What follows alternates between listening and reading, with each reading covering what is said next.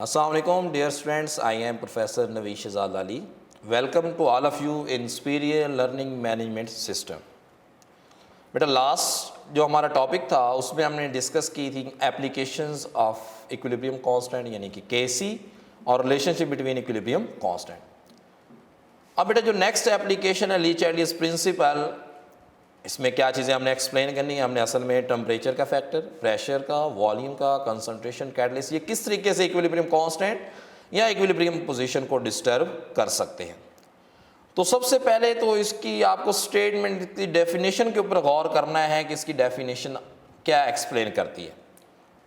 अगर आप डेफिनेशन के ऊपर गौर करें तो हमारे पास बेटा सिस्टम इक्विलिब्रियम है। हमने उस इक्विलिब्रियम सिस्टम को, इक्विलिब्रियम पोजीशन को डिस्टर्ब करना है। स्ट्रेस, क्या स्ट्रेस लगा रहे हैं? वो प्रेशर हो सकता है, वो कंसंट्रेशन हो सकती है, वो टेम्परेचर हो सकता है, वो वॉल्यूम हो सकता है। अब सिस्टम क्या करेगा? इस स्ट्रेस को या इस इफेक्ट को नलीफाई करेगा और अपने आप को रीएडजस्ट करेगा दोबारा इक्विलिब्रियम पोजीशन में आने के लिए। तो आप देख सकते हैं बेटा, if a stress is applied on a system at equilibrium, the system acts in such a way so as to nullify as far as possible the effect of that stress। यानी कि स्ट्रेस का यहाँ पे वैसे कोई मतलब नहीं कि हम फोर्स कोई लगा रहे हैं, इसका मतलब यही है कि आप प्रेशर, कंसंट्रेशन, वॉल्यूम या टेम्परेचर जो फैक्टर्स की वजह से इक्विलिब्रियम पोजीशन को इफेक्ट कर रहे हैं। अब इसमें सबसे पहला हमारा जो टारगेट होगा effect of change in concentration, यानी कि इक्विलिब्रियम में सिस्टम है, आप उसके कंसंट्रेशन को चेंज करते हैं। कंसंट्रेशन चेंज से क्या क्या इफेक्ट कैसे कैसे हो सकता है। बेटा एग्जाम्पल एक्सप्लेन करने से पहले सिंपल सी बात सुन लीजिएगा। हमारा टारगेट है फॉरवर्ड रिएक्शन लेके जाना, प्रोडक्ट हासिल करनी। तो बेटा दो काम करें, रिएक्शन फॉरवर्ड रहेगा। किस तरीके से? अगर आप रिएक्टेंट्स ऐड करते हैं या प्रोडक्ट्स रिमूव करते हैं तो रिएक्शन फॉरवर्ड ही चलता रहेगा, ज्यादा जो उसका फोकस होगा। अगर आप रिएक्टेंट्स को रिमूव कर देते हैं या प्रोडक्ट्स ऐड कर देते हैं तो रिएक्शन बैकवर्ड डायरेक्शन में स्टार्ट हो जाएगा। इसमें हमारे पास एक एग्जांपल है, BiCl3 वाटर के अंदर हाइड्रोलिसिस हो रही है, ठीक है, बिस्मथ क्लोराइड की। तो ऑक्सीक्लोराइड एक बन रहा है और साथ में ICl। इस ऑक्सीक्लोराइड को बेटा हम आर्टिफिशियल मिल्क भी कहते हैं और ये बेसिकली इनसॉल्युबल होता है वाटर के अंदर, एक वाइट इनसॉल्युबल सॉलिड, ठीक है। अब इसका एक्सप्रेशन जब लिखेंगे, प्रोडक्ट्स आएंगे, डिवीजन में रिएक्टेंट्स आएंगे, ये एक्सप्रेशन हम लिख चुके हैं। अब यहाँ पे एक्सप्लेन किया गया है कि आपके पास ये इक्विलिब्रियम मिक्सचर है, आप इसमें अगर HCl ऐड कर देते हैं, यानी कि हम प्रोडक्ट ऐड कर रहे हैं तो रिएक्शन डेफिनेटली किधर जाएगा? बैकवर्ड पोजीशन में, बैकवर्ड डायरेक्शन में। अब आपको मैंने बताया कि बेटा बिस्मथ ऑक्सीक्लोराइड जो है इसके अंदर बेसिकली क्या है कि आप ये क्या है, वाइट सॉलिड। इसका मतलब जो मिक्सचर होगा ना, जो सोल्यूशन इक्विलिब्रियम पोजीशन पे, वो आपके पास क्लाउडी सा होगा, तो वो क्लियर हो जाएगा, साफ शफाफ हो जाएगा।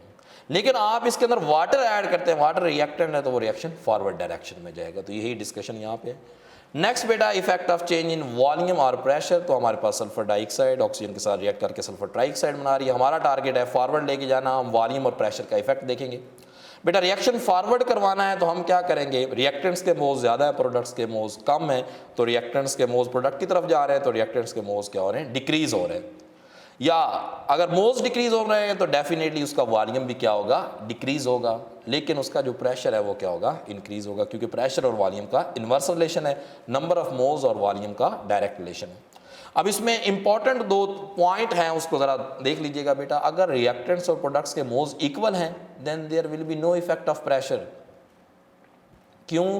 क्योंकि रिएक्टेंट्स जितने कोलिजन्स भी सेम होंगी, प्रोडक्ट्स के मोल्स भी उतने, उसकी भी कोलिजन्स उतनी होंगी, तो इसलिए no effect of pressure.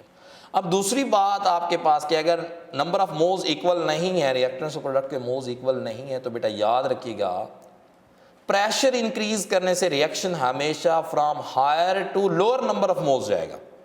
Suppose reactants के मोल्स ज़्यादा हैं, प्रोडक्ट्स के मोल्स कम है, मैं प्रेशर इंक्रीज करता हूँ तो रिएक्शन फॉरवर्ड डायरेक्शन में जाएगा। अगर प्रोडक्ट्स के मोल्स ज़्यादा हैं, रिएक्टेंट्स के कम है, प्रेशर इंक्रीज करूँगा तो रिएक्शन रिवर्स डायरेक्शन में जाएगा। ओके बेटा, तो ये थोड़ा सा पॉइंट था, इसको ज़रा समझ लीजिएगा। आगे नेक्स्ट है बेटा quantitative effect of volume on equilibrium. Quantitative effect वही चीज़ जो हम पीछे एक्सप्रेशन पढ़ के आए, केसी की एक्सप्रेशन, उसी को हम एक्सप्लेन करने जा रहे हैं। बेटा सल्फर डाइऑक्साइड है, ऑक्सीजन के साथ रिएक्ट कर रहा है, सल्फर ट्राइऑक्साइड बन रहा है, केसी का एक्सप्रेशन है। अब देखिए बेटा न्यूमिनेटर के अंदर वॉल्यूम की टर्म है और बेसिकली ये वॉल्यूम ओवरऑल रिएक्शन मिक्सचर क्या है, उसमें सल्फर डाइऑक्साइड भी है, ऑक्सीजन भी है, सल्फर ट्राइऑक्साइड भी है। ए और बी जो हमारे पास हैं ये रिएक्टेंट के नंबर ऑफ मोल्स हैं, उसमें सल्फर डाइऑक्साइड है और ऑक्सीजन है, जबकि एक्स नंबर ऑफ मोल्स किसके हैं बेटा, प्रोडक्ट। इसी तरीके से फास्फोरस पेंटाक्लोराइड है तो उसमें भी यही है। तो ये चीज़ मैं पहले भी एक्सप्लेन कर चुका हूँ, फर्दर एक्सप्लेन करने जा रहा हूँ बेटा। सल्फर ट्राइऑक्साइड के केस में देखें वॉल्यूम की टर्म न्यूमिनेटर के अंदर है, फास्फोरस पेंटाक्लोराइड का केस अगर देखें तो वॉल्यूम की टर्म डिनोमिनेटर के अंदर है। इसका मतलब क्या है, पहले केस में x और v आपस में इनवर्स रिलेशन होता है, यानी कि आप वॉल्यूम को इंक्रीज करते हैं तो x जो प्रोडक्ट की कंसंट्रेशन है वो डिक्रीज होगी, अगर आप वॉल्यूम को डिक्रीज करते हैं तो डेफिनेटली प्रोडक्ट यानी कि x की कंसंट्रेशन इंक्रीज होगी। लेकिन जब डिनोमिनेटर के अंदर वॉल्यूम की टर्म है तो फिर आपके पास रिवर्स प्रोसेस होगा। रिवर्स प्रोसेस से क्या मुराद है कि हमारे पास अगर प्रोडक्ट के मोल्स इस केस में आप देखें तो ज़्यादा है, रिएक्टेंट के मोल्स कम है, तो वॉल्यूम ज़्यादा होगा तो डेफिनेटली प्रोडक्ट की कंसंट्रेशन भी ज़्यादा होगी, और वाइस वर्सा यानी कि उसके अपोजिट होगा। अब यहाँ पे कुछ एक्सेप्शंस हैं, वो एक्सेप्शंस क्या हैं बेटा। आप पहली बात ये है कि जब रिएक्टेंट्स और प्रोडक्ट के मोल्स इक्वल हैं then there will be no effect of pressure और वॉल्यूम, ये पहले भी डिस्कस पहले पॉइंट में हो चुका है। और दूसरी बात, अगर लिक्विड्स या सॉलिड्स मौजूद हैं तो फिर भी प्रेशर का कोई इफेक्ट नहीं होगा, क्योंकि उसकी कंसंट्रेशन प्रेशर के ऊपर डिपेंड नहीं करती। आगे जो डिस्कशन है वो इफेक्ट ऑफ टेम्परेचर है। इसमें दो बातें बेटा याद रखिएगा, रिएक्शन या एक्सोथर्मिक होता है या एंडोथर्मिक होता है। एक्सोथर्मिक में हीट रिलीज हो रही है, एंडोथर्मिक में सिस्टम हीट अब्सॉर्ब कर रहा है। जब एक्सोथर्मिक है, हीट रिलीज करने से फॉरवर्ड जा रहा है, तो इसका मतलब आप उसका टेम्परेचर लोअर रखेंगे तो वो फॉरवर्ड ही जाता रहेगा। हाँ, अगर आप उसका टेम्परेचर इंक्रीज करते हैं तो रिएक्शन बैकवर्ड डायरेक्शन में आ जाता है। इसी तरीके से अगर एंडोथर्मिक है तो वहाँ पे आप टेम्परेचर क्या इंक्रीज करेंगे तो फॉरवर्ड जाएगा, अगर डिक्रीज करते हैं तो डायरेक्शन रिवर्स। यहाँ पे हमारे पास दो एग्जांपल्स हैं। कार्बन मोनोऑक्साइड जब वाटर के साथ रिएक्ट कर रही है तो कार्बन डाइऑक्साइड और हाइड्रोजन गैस रिलीज हो रही है, तो इसकी जो इंथैल्पी चेंजेस हैं वो क्या है, 41.84 किलो जूल पर मोल, इतनी एनर्जी रिलीज हो रही है। इसका मतलब क्या, रिएक्शन एक्सोथर्मिक है तो टेम्परेचर लो रखेंगे तो फॉरवर्ड जाएगा, टेम्परेचर हाई करेंगे तो रिवर्स डायरेक्शन में आएगा। इसी तरीके से फास्फोरस पेंटाक्लोराइड डेल्टा एच की वैल्यू 90 किलो जूल पर मोल, इतनी हीट अब्सॉर्ब होती है इस रिएक्शन के अंदर। अब इस केस में क्या है, टेम्परेचर आप इंक्रीज करते हैं तो रिएक्शन फॉरवर्ड जाएगा, टेम्परेचर डिक्रीज करेंगे तो रिवर्स डायरेक्शन में आएगा। अब इसी तरीके से बेटा इफेक्ट ऑफ टेम्परेचर सॉल्युबिलिटी के ऊपर क्या है, सॉल्युबिलिटी के ऊपर, यानी कि आप कोई भी साल्ट वाटर के अंदर डिजॉल्व कर रहे हैं तो बेटा याद रखिएगा अगर रिएक्शन एक्सोथर्मिक है, टेम्परेचर के बढ़ाने से सॉल्युबिलिटी डिक्रीज होती है। जैसे कि मैंने एग्जांपल लिखी है, लिथियम क्लोराइड है, लिथियम कार्बोनेट है, तो ये डिस्कशन है। अब हमारे पास इसमें बेटा थोड़ी सी एग्जांपल में मिस्टेक हो गई है कि हमारे पास जो लिथियम क्लोराइड और लिथियम जो कार्बोनेट है इसकी जो सॉल्युबिलिटी है वो डिक्रीज होती है, और दूसरी की एग्जांपल थोड़ी सी मिक्स हो गई, इसको ज़रा देख लीजिएगा।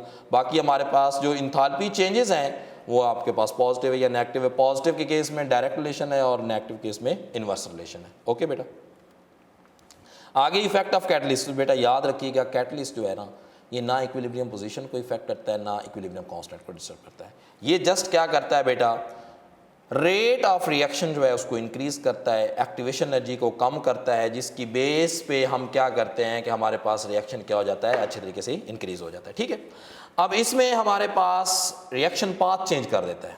पहले अगर हायर एक्टिवेशन एनर्जी चाहिए अब लोअर हो जाएगी, क्योंकि टाइम अगर सपोज कोई रिएक्शन अगर 30 मिनट के अंदर पहले कंप्लीट हो तो हो सकता है कि जो कैटलिस्ट है उसको 5-10 मिनट के अंदर कंप्लीट कर दे, यानी कि उसकी स्पीड बहुत ज़्यादा इंक्रीज कर देता है। तो इसमें हमारे पास मैं समरी इसकी ओवरव्यू बयान करने लगा हूँ, तो बेटा याद रखिएगा जो टेम्परेचर है वो सारे फैक्टर्स को डिस्टर्ब कर सकता है।